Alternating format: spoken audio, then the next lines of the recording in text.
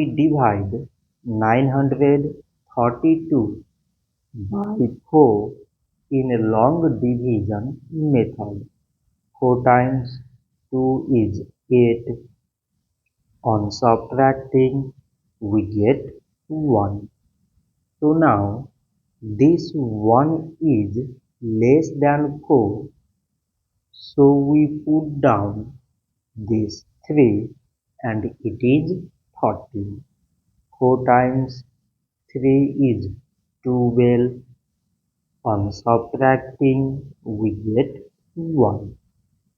So again, this 1 is less than 4. So we put down this 2 and it is 12. 4 times 3 is 12.